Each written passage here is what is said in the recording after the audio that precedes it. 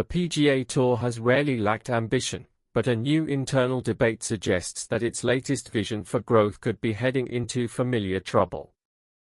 At the center of this discussion is four-time Tour winner Charley Hoffman, who has openly questioned whether the organization's current strategy, led by CEO Brian Rolapp, is targeting the right opportunities or simply repeating mistakes from the past. Hoffman's comments reflect a deeper concern about the Tour's direction.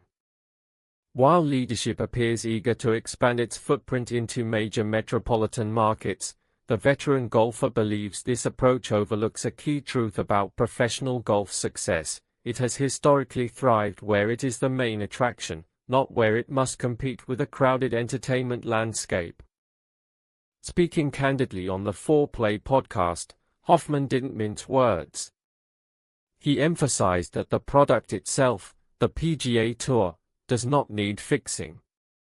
In his view, the quality of competition, the talent pool, and the structure of events remain strong. Instead, the issue lies in how the Tour is positioning itself commercially and geographically. He pointed to a fundamental mismatch between the Tour's ambitions and its historical performance. According to Hoffman, attempts to penetrate large media markets have often fallen short, not because of a lack of star power, but because golf struggles to command attention in cities saturated with alternative entertainment options. Unlike leagues such as the National Football League, which dominate national attention and thrive in major cities, golf operates differently. It depends heavily on local engagement, community integration, and being the primary sporting event in a region. To illustrate his argument, Hoffman recalled the President's Cup held in New York. Despite featuring an impressive roster of elite players, including Justin Thomas, Brooks Koepka, and Phil Mickelson, the event failed to generate the kind of fan turnout one might expect in one of the world's largest cities. For Hoffman, this was a telling example. If a premier international event with top-tier talent could only draw average crowds in New York, it raised serious questions about the viability of focusing on similar markets. This is not an isolated case. Over the years, several PGA Tour events in major metropolitan areas have struggled to maintain consistent support. The BMW Championship, once held at Cog Hill in the Chicago area, eventually relocated due to a combination of design challenges and declining sponsor interest. Even large corporations, which typically gravitate toward high-visibility markets, showed hesitation, largely because the perceived return on investment did not match expectations. Meanwhile, some of the Tour's most successful events have been rooted in smaller or mid-sized markets. Hoffman highlighted tournaments such as the Memorial Tournament and the Charles Schwab Challenge as prime examples. These events benefit from being central attractions in their respective communities, where local fans rally around them and attendance remains consistently strong. Another standout is the John Deere Classic, held in the Quad Cities region of Illinois. Despite lacking the glamour of a major city, the event has become a model of sustainability and community impact.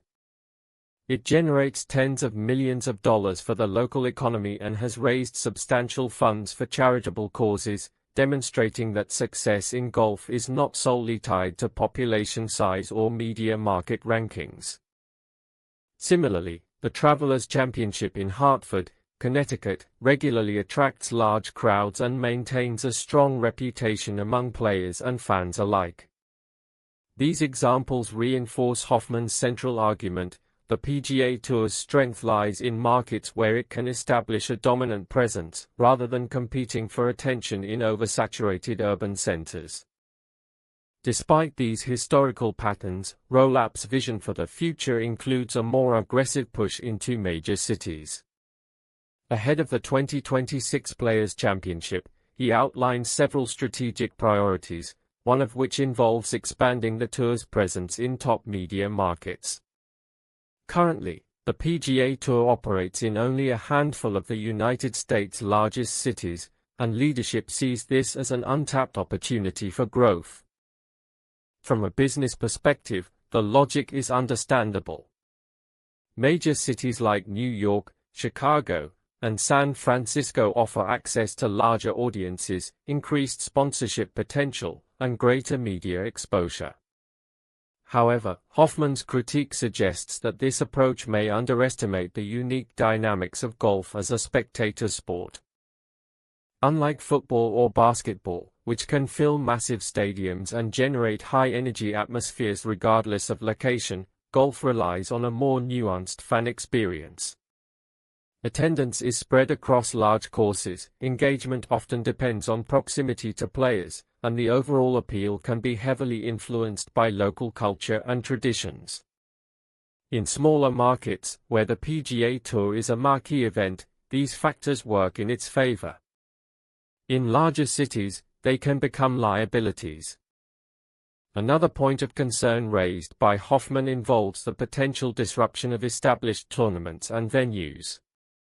One example is the Genesis Invitational, hosted by Tiger Woods at Riviera Country Club. Despite its prestige and association with one of golf's biggest names, the event has not consistently achieved the attendance levels one might expect from such a high-profile tournament in Los Angeles. For Hoffman, this underscores the limitations of relying on star power and location alone. Even with Woods' involvement, the event's numbers highlight the broader challenge of drawing large crowds in competitive entertainment markets. Beyond the issue of market strategy, Hoffman has also expressed concern about preserving the traditions and venues that have defined the PGA Tour for decades. One such event is the Farmers Insurance Open, held annually at Torrey Pines Golf Course in California.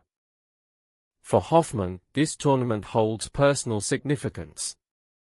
As a San Diego native, he has competed at Torrey Pines numerous times, and the course itself is widely regarded as one of the most iconic stops on the tour. However, uncertainty surrounding the event's sponsorship, particularly with the current agreement set to expire after the 2026 edition, has raised questions about its future. There is speculation that changes could include adjustments to the tournament's schedule or even its location.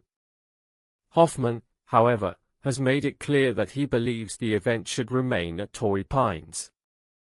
In his view, certain venues are integral to the identity of the PGA Tour and should be preserved whenever possible. His stance reflects a broader philosophy: growth should not come at the expense of tradition.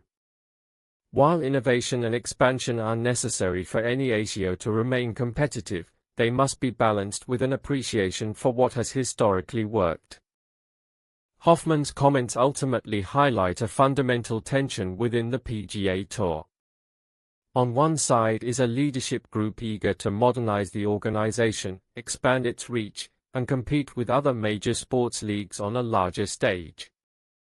On the other is a contingent of players who believe that the tour's success is rooted in a more localized, community-driven model. This debate is particularly relevant in the current landscape of professional golf, which has undergone significant changes in recent years. The emergence of rival tours, shifting sponsorship dynamics, and evolving fan expectations have all contributed to an environment where strategic decisions carry higher stakes than ever before.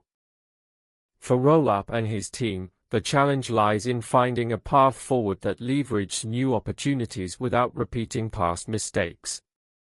Expanding into major markets may offer potential rewards, but it also comes with risks that cannot be ignored. Hoffman's perspective serves as a reminder that growth strategies must be grounded in reality. The PGA Tour's history provides valuable lessons about where and how it thrives, and any attempt to redefine its future should take those lessons into account. In the end, the question is not whether the PGA Tour should evolve, it must, but how it chooses to do so. Will it prioritize scale and visibility in the world's biggest cities, or will it continue to build on the strong foundations established in smaller, more supportive markets? As the tour moves forward under Rolapp's leadership, this debate is likely to remain a central theme. And voices like Charley Hoffman's will play an important role in shaping the conversation, ensuring that the pursuit of growth does not come at the cost of identity.